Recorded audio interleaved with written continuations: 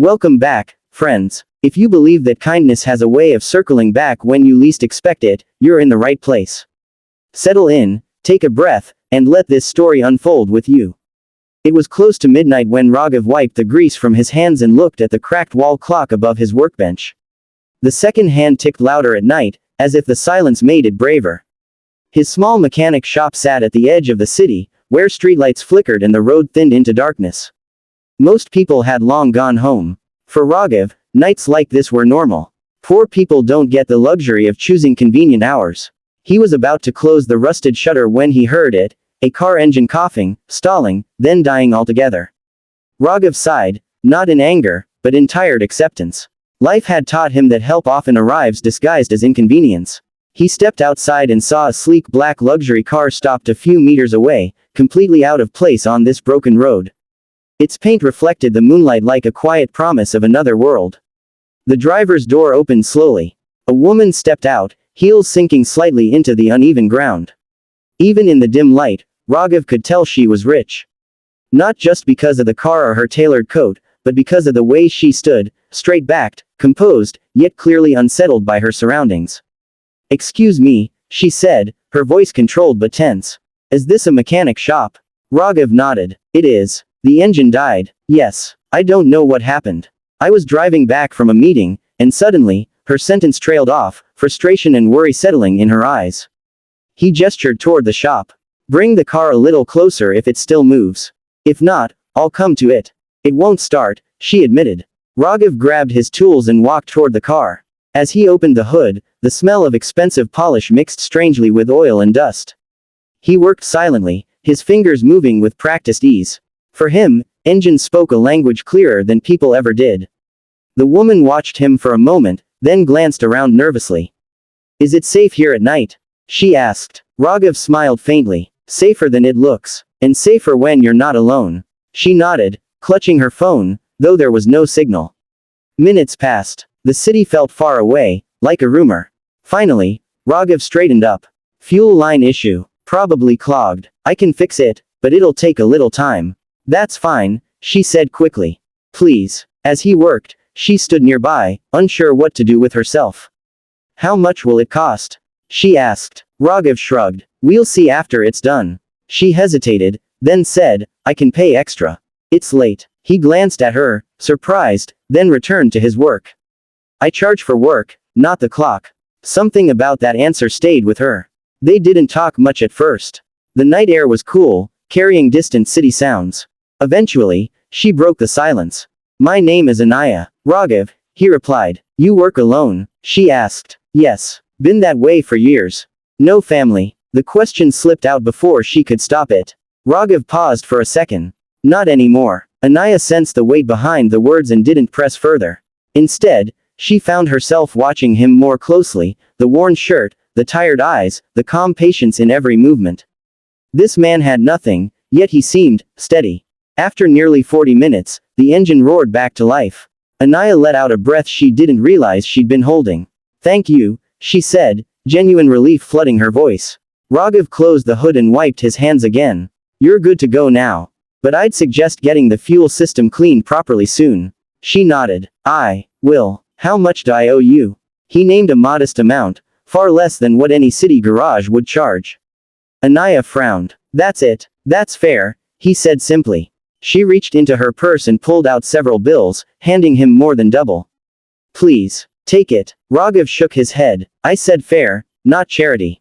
Her hand froze midair. No one had refused her money in a very long time. Slowly, she pulled the extra bills back.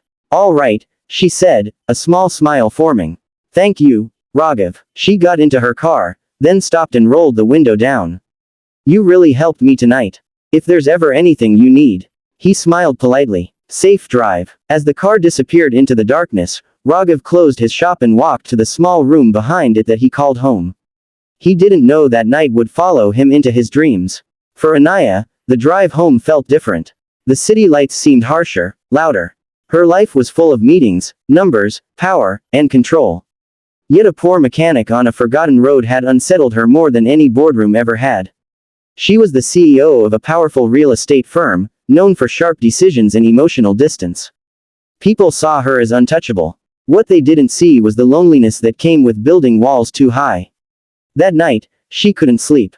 Days passed, weeks, but the memory of that quiet mechanic shop returned to her often. The way Raghav refused extra money. The way he didn't ask who she was or try to impress her. It gnawed at something deep inside her. On a whim she barely recognized as her own, Anaya asked her driver to take a different route one evening. "Stop here," she said when she saw the familiar flickering streetlight. Raghav looked up from under a car, surprised to see her again. "Your car again?" he asked, half smiling. She laughed softly. "No. This time, I just wanted to say hello." He wiped his hands and stood. "Everything okay?" "Yes. Actually, I was wondering if you'd have tea with me." Raghav blinked. "Tea? There's a small stall nearby," she said quickly, as if afraid he'd refuse. "If you're not busy." He hesitated, then nodded. "All right." They sat on plastic stools, sipping sweet tea under buzzing lights. The conversation came slowly at first, then more naturally. She asked about his work. He told her about growing up poor, learning mechanics from his father, losing him too early. She listened, really listened. For the first time in years, Anaya spoke about herself without titles or achievements.